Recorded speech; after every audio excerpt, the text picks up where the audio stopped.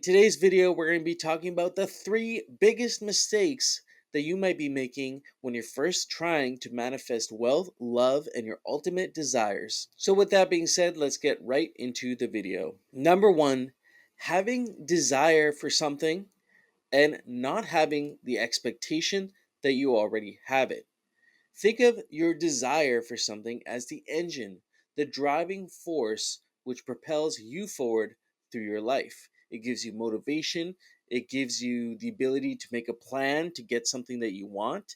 It gives you the ability to line up everything in your rhythm of existence to give you the highest probability that you will get the thing that you want.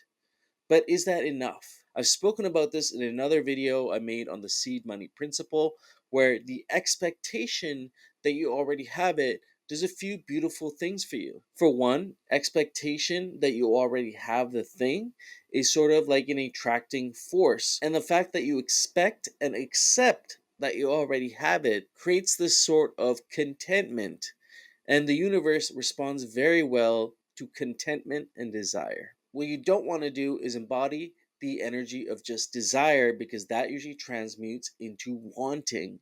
And wanting is actually the complete opposite force when it comes to the law of manifestation.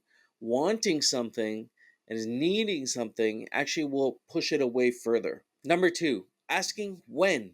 When am I going to get this? I set my intention out a year ago. I put a date down and I said, we're going to get it by this date, and here we are, and I haven't got it yet. Asking when also aligns more with the energy of wanting. The universe, God, or source does not work on the same wavelengths of time that we perceive. What we perceive as a few weeks could be very different in the other higher realms of the fifth dimension.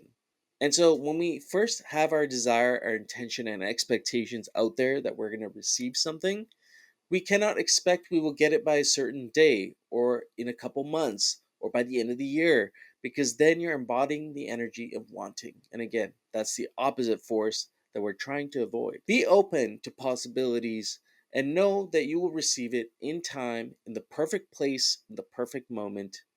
You can't plan that. Number three, and this was an eye opener for me, was not realizing that wealth will show up in your life in many forms. I've spoken about this again in the seed money principle. I'll plug that video up ahead.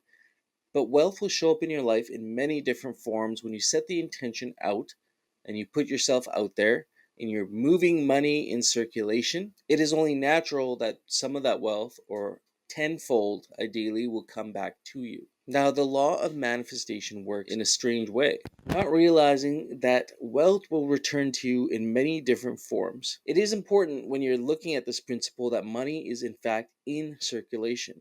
So you're giving money out there, you're giving gifts, but of course, combining it with the other tenets of this law, mixing it with the expectation that you will get the thing, the tenfold return, for example, that you're expecting, and not expecting when you're going to get it. But also, that wealth may come back to you in the form of a job opportunity, maybe an item that you had written off that you'd lent out a very long time ago, and that item is now back in your life. We can never really guess how these things are going to come back to us, and we also must acknowledge that Source, God, the universe, whatever you may believe in, does not think of wealth in the same terms that we do in terms of dollar form. We're on this ride together, and until next time, peace.